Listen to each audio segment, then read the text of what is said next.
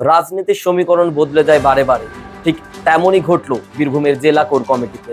আজ তৃণমূলের কোর কমিটিতে ফের কাজল শেখকে নিয়ে আসা হলো। খোদ মুখ্যমন্ত্রী মমতা বন্দ্যোপাধ্যায় হাসান বিধানসভার জনসভা থেকে কাজল শেখকে পুনরায় বীরভূমের জেলা তৃণমূল কমিটির কোর অংশে ফিরিয়ে আনলেন। যে মুখ্যমন্ত্রী কালীঘাটের সভা থেকে ঘোষণা করেছিলেন কাজল শেখকে কোর কমিটিতে আর রাখা হবে না, সেই তিনি আজ হাসান বিধানসভার জনসভায় এসে ঘোষণা করলেন কাজল শেখ পুনরায় বহাল হবেন তৃণমূলের কোর কমিটিতে। বীরভূম জেলার তৃণমূল কোর কমিটিতে কাজল শেখ। জেলায় ফের গুরুত্ব বাড়ল কাজলের। তৃণমূল জেলা নেতৃত্ব সংবাদ মাধ্যমকে আজ জানিয়েছেন যে কমিটির কোর গ্রুপের সদস্য হলেন কাজল শেখ। মুখ্যমন্ত্রী মমতা বন্দ্যোপাধ্যায়ের নির্দেশেই এই সিদ্ধান্ত বলে জানানো হয়। প্রসঙ্গত, তৃণমূলের বীরভূম জেলার কোর কমিটি থেকে বাদ পড়েছিলেন কাজল। লোকসভা নির্বাচনের আগে তার উপর আবার ভরসা রাখল তৃণমূল দল। এই খবরটি প্রকাশ্যে আসার পর কাজল শেখ সংবাদ মাধ্যমকে বলেন, তিনি একজন মা মাটি মানুষের সৈনিক। তিনি সবসময় দলের সব কাজ নিষ্ঠার সঙ্গে পালন করেন। বীরভূম জেলায় উন্নয়নের জন্যই তিনি কাজ করেন। গ্রাম পঞ্চায়েতের নির্বাচনের মতো লোকসভা নির্বাচনেও তিনি দলের হয়ে যথাযথ কাজ করবেন বলে জানান।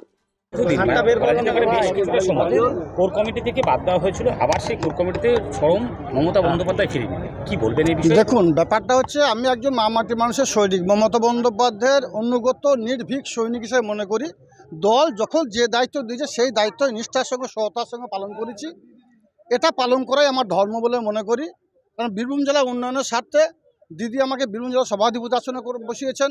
বীরভূম জেলা সভাধিপতি হিসেবে গোটা বীরভূম জেলা উন্নয়নের স্বার্থে নিজেকে সবসময় নিয়োজিত রাখি এবং আজকে দলের দায়িত্ব দিয়েছেন, তো দলের দায়িত্ব নিষ্ঠার সঙ্গে সততার সঙ্গে পালন করব। আমার যে অভিভাবকরা আছে, যারা সিনিয়র লিডার আছে, তাদের সঙ্গে নিয়ে, তাদের মতামত নিয়ে, তাদেরকে শ্রদ্ধা সম্মান জানিয়ে আগামী দিনে বীরভূম জেলার উন্নয়ন রথকে আরও এগিয়ে নিয়ে যাব। লোকসভা নির্বাচনে কোর কমিটিতে আসার পরে প্রথম পদক্ষেপ সামনে নির্বাচন, কি হতে চলেছে? আসার পর নয়, আমি দীর্ঘদিন ধরে তৃণমূল কংগ্রেস দলটা করি, মমতা বন্দ্যোপাধ্যায়ের সৈনিক হিসেবে কাজ করছি। সর্বত বীরভূম জেলায় যে দুটো লোকসভা নির্বাচন আছে, তিস্তা গ্রাম পঞ্চায়েত নির্বাচনে টিম অনুব্রত মণ্ডল হিসাবে আমরা দেখিয়ে দিয়েছি। বীরভূম জেলায় 167 গ্রাম পঞ্চায়েতের মধ্যে 161 গ্রাম পঞ্চায়েত জোড়াফুল ফুটেছে। 19টা পঞ্চায়েত সমিতি তৃণমূলের। মুখ্যমন্ত্রী মমতা বন্দ্যোপাধ্যায় তিনি নির্দেশ দিয়েছেন যে আমাদের ফায়েজুল হক কাজল, আমাদের জেলা পরিষদের সভাধিপতি, তাকে কোর কমিটিতে অন্তর্ভুক্ত করার জন্য। আমরা তাকে কোর কমিটিতে অন্তর্ভুক্ত করে নিলাম এবং আমরা পরবর্তী সভা থেকেই তাকে আমরা আহ্বান জানাই। দ্য সহজ পাঠ, সহজ কথা, সঠিক তথ্য।